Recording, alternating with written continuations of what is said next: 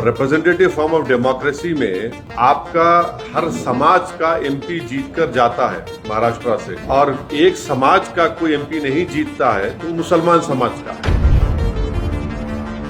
और भारत की पार्लियामेंट में आज पहली मर्तबा ऐसा हुआ है कि अपर कास्ट और backward OBC other backward class का रिप्रेजेंटेशन बराबर हो चुका है भारत की पार्लियामेंट में। और किसी समाज का अगर पॉलिटिकल रिप्रेजेंटेशन सिर्फ 4% है, 14% आबादी भारत में मुसलमानों की है और सिर्फ 4% एमपी जीत कर आ रहे हैं, तो ये आखिर ये मुसलमानों से उनको वोट डालने के लिए क्यों पीछे हट रहे?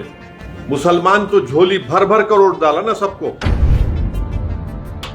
आने वाले वक्त के अंदर पॉलिटिकल सिचुएशन सिनेरियो क्या होने वाला है ये देखने को मिलेगा। हर रोज कुछ ना कुछ महाराष्ट्र के अंदर पॉलिटिकल डेवलपमेंट हो रहा है। कुछ दिन पहले मनोज जरांगे जी ने कहा था कि महाराष्ट्र में मुस्लिम, दलित और बाकी जो पिछड़े वर्ग है उनको साथ लेकर महाराष्ट्र के आने वाले चुनाव वो लड़ने वाले हैं। तो एमआईएम इसके बारे में क्या सोचती है, क्या सोच है मनोज जरांगे जी के इस पर्याय के बारे में? वो इसे चाहते हैं।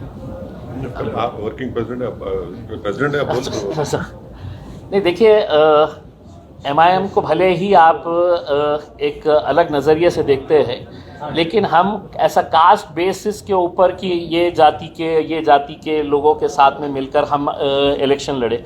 हमारे पास आज के दिन है तो अलग अलग जाति, धर्म और मज़हब के लोग जो है वो एमआईएम के साथ जुड़ रहे हैं। तो जरांगे पाटिल साहब ने जो कहा है आने वाले वक्त के अंदर पॉलिटिकल सिचुएशन सिनेरियो क्या होने वाला है ये देखने को मिलेगा। हर रोज़ कुछ ना कुछ महाराष्ट्र के अंदर पॉलिटिकल डेवलपमेंट हो रहा है। आज जो एक पार्टी के अंदर है वो रात होए तक दूसरी पार्टी में चले जाता है, सुबह होए तक तीसरी पार्टी में चले जाता है। तो अगले कुछ दिनों के अंदर बहुत कुछ बदलाव आने वाला है। उसके बाद डिसीजन लिया जाएगा अगर किसी को साथ में लेकर चलना है तो। एक सेकंड, ये सवाल का जवाब। इनका जो सवाल था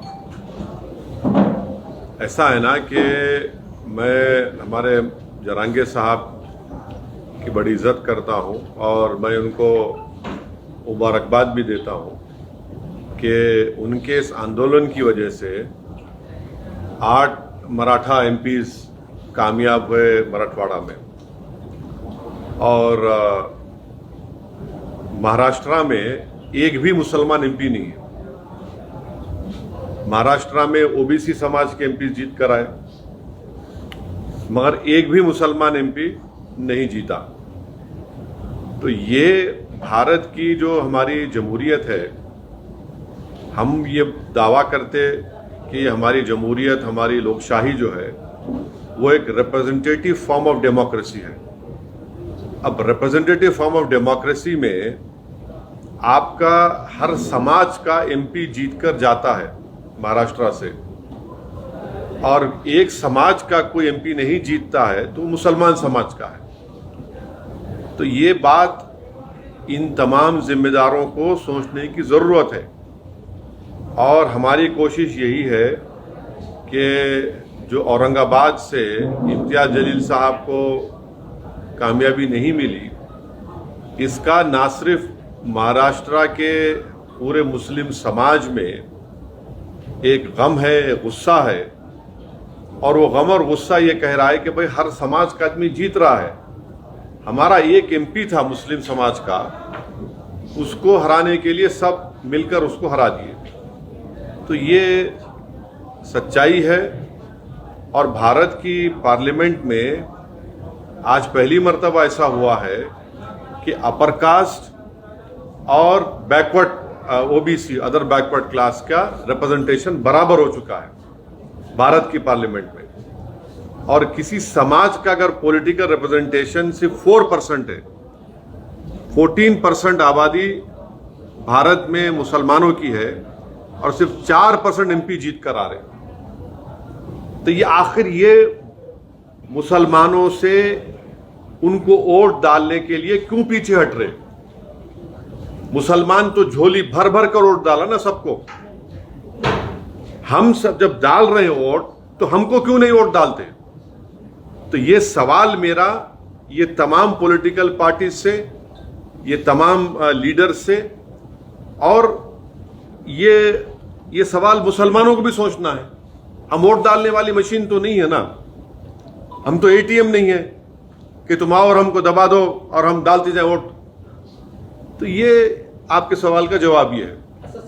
जाएंगे या नहीं जाएंगे, सोच क्या है आपकी? क्या सोच रहे हैं आप? किधर? अगर उनकी तरफ से कोई प्रस्ताव आता है या आपकी तरफ से, अगर उनकी तरफ से कोई प्रस्ताव आता है तो आपको साथ लेके जाके बात करता हूं मैं हमेशा जो है, मैं जरांगे साहब, देखिए सुनिए एक मिनट, मैं जरांगे साहब को मुबारकबाद देता हूं कि उन्होंने खड़े हुए अपने समाज के लिए, और उनके खड़े रहने की वजह से 8 मराठा एमपी को उन्होंने कामयाब कर दिया। बीड़ से उन्होंने पंकजा मुंडे को शिकस्त हो गई। तो ये उनकी कामयाबी है ये। मगर कामयाबी जहां उनकी हो रही है, जो मुस्लिम समाज की कामयाबी क्यों नहीं हो रही है? और ऐसा ही हमको लड़ना है मुस्लिम समाज को भी अपने राइट्स के लिए, और इंशाल्लाह हम वो कोशिश कर रहे हैं और करेंगे। दूसरी पार्टियां तो सिर्फ मुस्लिम, दूसरी पार्टीज तो सिर्फ मुस्लिम वोट को लेना चाहती है, कैंडिडेट नहीं दे सकते। तो इम्तियाज साहब ने सही कहा, आज आपके महाराष्ट्र काउंसिल में ना, काउंसिल में तो कोई नहीं है मुसलमान। तो ये महाराष्ट्र के 11% मुसलमानों के लिए एक बहुत ही तकलीफदेह बात है। अगर उनकी तरफ से कोई बातचीत होती है, हम बराबर बात करेंगे। वैसा हम अपने दरवाजे बंद नहीं करें।